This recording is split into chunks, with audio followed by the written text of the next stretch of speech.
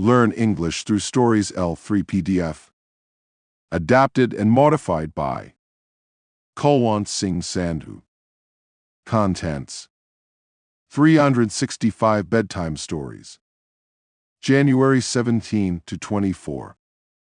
January 17. Toby's crash landing. Toby had received a pair of ice skates for Christmas. He thought they were beautiful and exciting, and he was sure that skating would be almost as thrilling as flying. Each day he strapped on the skates and practiced on the packed-down snow of what a jolly street. When he could take a few careful little strokes, he decided he was ready to try by the creek back of his house. The wind had blown away the snow, and the ice looked smooth and sparkling in the sunshine. Toby put on his skates and stepped boldly out onto it. Whoosh! Before he could say, "Toby Ling," he was flat on his back with his feet in the air. "What happened?" Toby cried. Cautiously he stood up, and his skates promptly skidded out from under him again. "Ha," said Toby. "This isn't much like flying. I don't know why ice has to be so awfully slippery." He got to his feet once more, and this time managed to stand on his skates and even coast a little way. He took a stroke, and another. "Wow," he shouted. "Now I am flying." Then, splat! Down he went again. He sat up scowling, rumbling to himself like a thundercloud, and there, right ahead of him, he saw a space where the ice was so thin that water washed over it. If Toby had managed another stroke or two, he'd have gone splash into it. "Well, I guess flying's all right," Toby decided, "but it doesn't hurt to land now and then to look things over." January 18. Jack, the painter. Ellen loved the pictures she found on the windows these winter mornings. "Look," she'd beg Paul. "There's a big castle on a hill. And there's the old witch climbing up to it," Paul teased. "Oh no, Paul, a fairy, a beautiful fairy. What makes the pictures?" asked Ellen. "Jack Frost paints them," Paul told her. "Every night he comes with an icicle for a paintbrush and snow pies for his paint box. First he breathes on the window like this." Paul blew on the pane and it clouded a misty gray, then, fast as fast, he draws his pictures.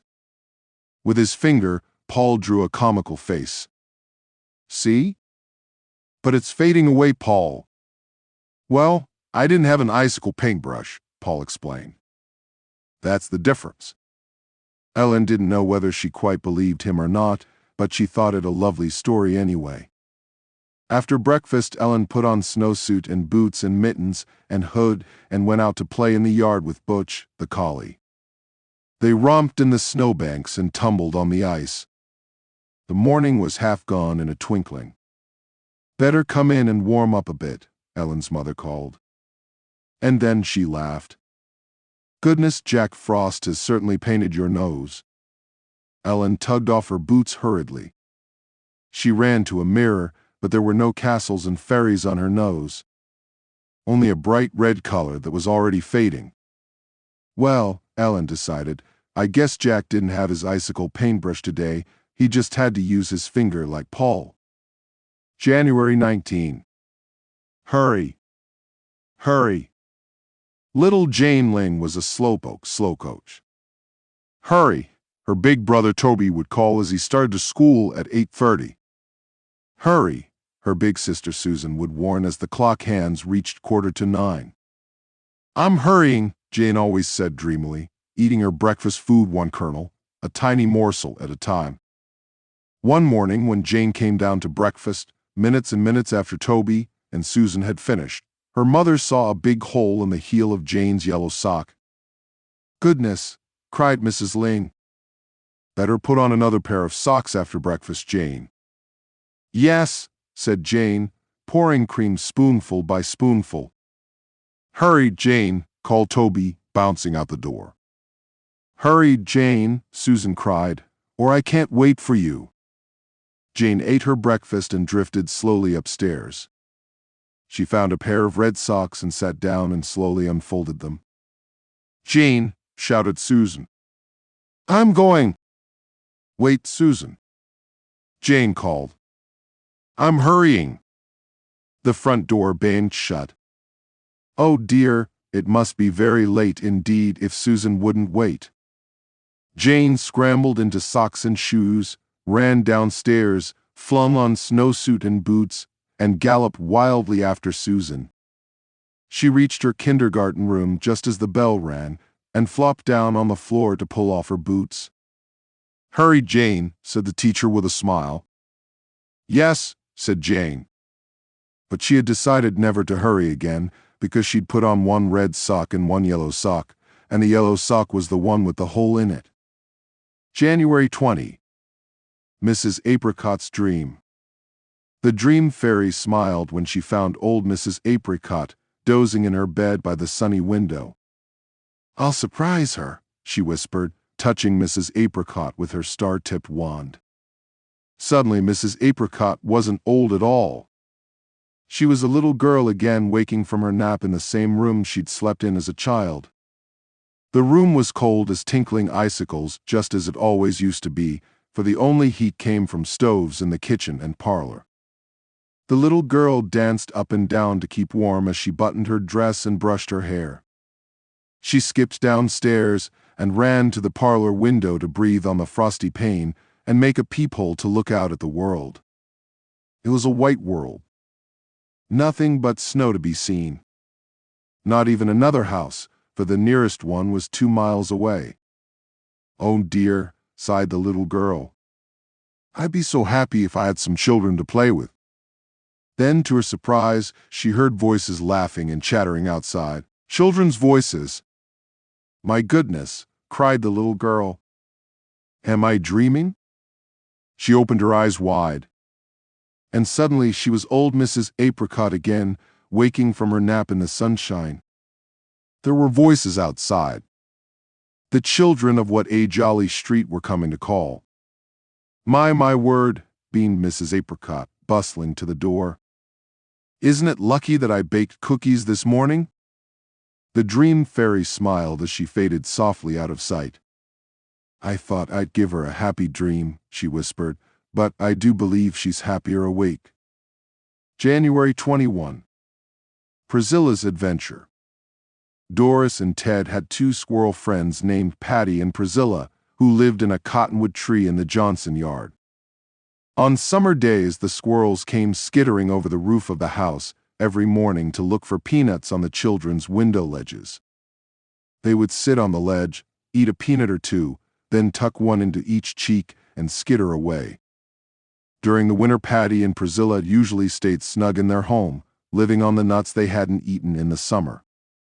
On a warm winter day, though, when the sun was shining, there was sure to be a scratch of little feet on the roof, and then the children would get the peanuts ready. One nice winter morning, Doris left her storm window open when she went to school. There was no patter of feet to remind her to put peanuts on the ledge, so the peanuts stayed in their bowl on her table by the window. When she came home at noon, Doris went up to her room. There on her table sat Priscilla, eating peanuts. Why, Priscilla, cried Doris. The sound of her voice frightened the squirrel. Priscilla gave a flying leap to the windowsill and went out so quickly that she lost her footing and tumbled off. Only her 2 front paws still gripped the ledge, while her back paws fought for a hold on the wall beneath. Doris wanted to run to the window, but she knew that would frighten Priscilla still more, so she stayed very still. At last she heard Priscilla skittering over the roof again. Doris sighed with relief. I'll always put out peanuts after this, so Priscilla won't have to go exploring ever again. January 22. Where is Mike? Mike Brown was supposed to play in his own yard, but there were such interesting things outside his yard that he was always stepping out to take a peek. Today, the interesting thing was the Ling's turtles. Mrs. Ling had just set their pan in her sunny front window. Mike loved the turtles. Such funny little things, ducking their heads in and out of their shells. He went over and watched them until he saw a rabbit hopping through Mrs. Apricot's yard. Then, of course, he had to follow the rabbit to see where it hopped. The rabbit was out of sight before Mike reached Mrs. Apricot's yard, so the little boy sat down in a snowbank to rest. The snow had grown very soft in the sun. When Mike sat on it, it went squish, and Mike sank through to the ground. "Oomph," he said. Then he thought how nice the soft snow would be for rolling, so he rolled and rolled down the slope of Mrs. Apricot's yard until he was completely covered by the snow. At home, his mother missed him. "Mike," she called. His trail of footprints in the snow led her out of the yard. In the Ling's yard were his green mittens. Near Mrs. Apricot's walk lay his green scarf. "Mike," called Mrs. Brown as she hurried down the hill. Right beside her, the churned-up snow rose and gave itself a shake. From inside it, Mike said, "Hi, Mama." "My goodness," Mrs. Brown cried, pretending not to know the snowy little figure. "Who are you?" "Mickey Brown," answered Mike. "Well, maybe so," his mother laughed, "but you look more like Mickey White to me." January 23. Timmy makes a friend. Timmy was making snow pies with his mother's cookie cutters. He had a heart-shaped pie, a clover-leaf pie, and a tiger pie lined up on the sidewalk when he saw the puppy. It was a little white puppy, peeking at him from a bush. "A puppy!" yelled Timmy. He made a big jump and grabbed the little dog before it could get away. "A puppy! A puppy!" The frightened puppy wriggled and squirmed to escape from Timmy's tight hold. At last he got free and tumbled to the sidewalk, right on top of Timmy's snow pies. "Oh, oh," cried Timmy, not laughing at all now. "Oh, you bad puppy." He caught up a snowball and threw it. "Ki-yi!" squealed the puppy, running away fast. Timmy sat on the porch steps, frowning. He took a cookie from his pocket. Just then he saw the puppy again, watching him from behind a bush. Or maybe it was watching the cookie. Is he hungry, do you suppose? Timmy wondered. He held out a bite of cookie, and this time he spoke softly. "Here, puppy, puppy." The puppy was hungry, and hunger made him creep closer. At last, he could reach the cookie. Timmy didn't grab for him this time. He broke off another bite and held it out. The puppy ate all the cookie. Timmy patted him gently. "Nice puppy," he crooned. The puppy forgot about being scared, and he snuggled against Timmy. "Oh, fuff, fuff, fuff." Timmy laughed, but softly this time. "I've got a brand new friend." He'd found out how to stay friends too. Not by grabbing and shouting and throwing things, but by gentleness and kindness. January 24. Who won? Sally was having a party to celebrate her 6th birthday. "I'm coming too," her sister Ann begged. "Oh, Ann, you're too little to play our games," Sally told her. "You may have ice cream and cake with us, though." Ann said, "I can too play games." But Sally didn't hear. When everybody came that afternoon, they voted to play musical chairs. Sally's mother played the piano, and the children marched round and round the long row of chairs, dropping into them with wild giggles when the music stopped. There was always one less chair than there were children, so each time a child found himself without a chair, until finally only Ruth and Toby were walking around the last chair. Mrs. Nolan played slower and slower, the children walked slower and slower. Nobody noticed little Ann playing musical chairs all by herself in the corner.